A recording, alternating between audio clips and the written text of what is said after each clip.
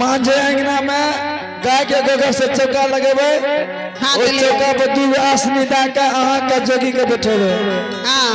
अहाँ के सूखल भटवा से दूध निकल के वो जोगी के मुंह में जेते। तो विश्वास करबे ना हमर बेटा छिया। सुनियो ई बुराड़ी में भटवा से दूध निकलता है। चले निकलते कि नहीं निकलते हमार काम छे ना। आइए आप हैं ठीक है दुल्हन परमात्मा के दरबार में भक्तनी माता रानी की ओर से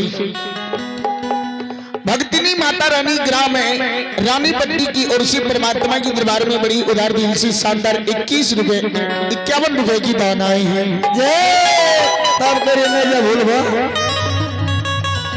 मैं पूरी मंडली की ओर से माता भक्तिनी की चरण कमलों में करोटी करोटी नमन करता हूँ, आशीर्वाद चाहता हूँ। जय हो रानी श्रद्धालु की जय हो, जय हो उनकर समस्त परिवार की जय। आज यहाँ के प्रमाण दे जाए छिए। ठीक है दुल्हन जल्दी बाबा आज तेरे सुमर के सासू माँ का स्वामी के प्रमाण देवे। एक नजर राखिया विधाता आत राखी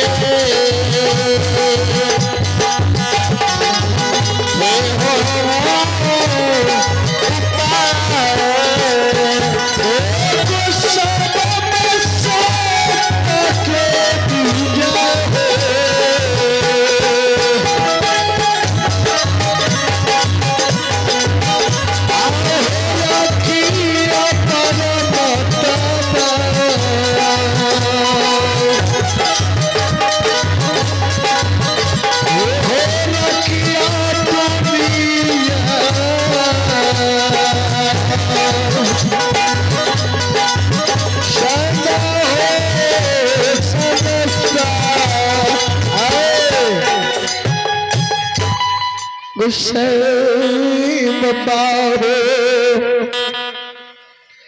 आओ विधाता एक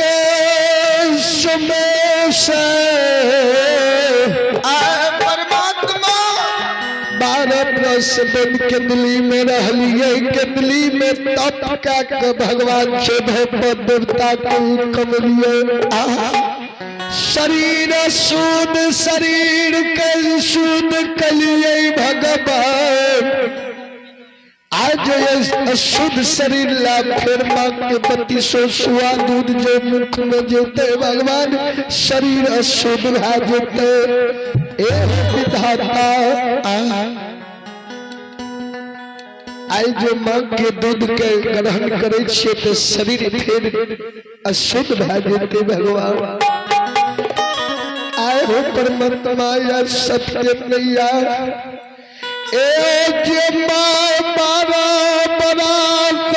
बेटा खेलिए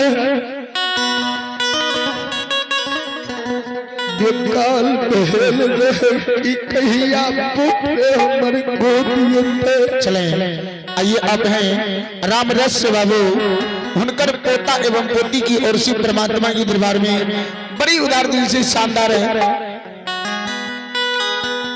एवं नैत रामरस बाबू के श्रद्धालु की ओर से पोता पोती की ओर से 11-11 रुपए की दान आए हैं एवं नैत की ओर से भी 11 रुपए की दान आए हैं। जय हो दानी श्रद्धालु की जय हो उनकर समस्त परिवार की जय।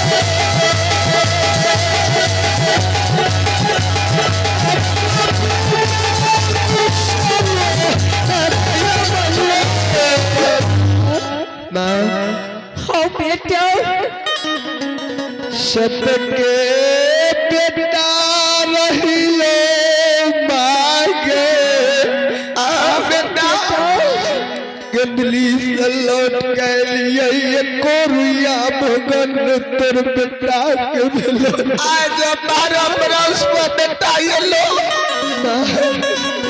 एक बेर माँ के हृदय लाग जा बेटा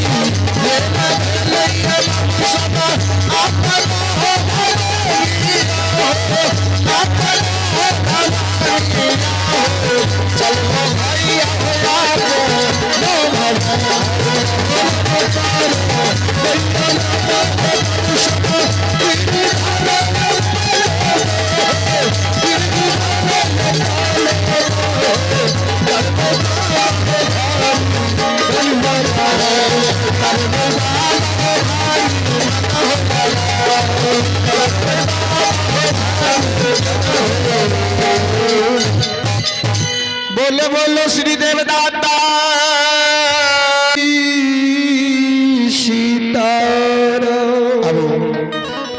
यही से हम अपना वाणी के विराम दै छी।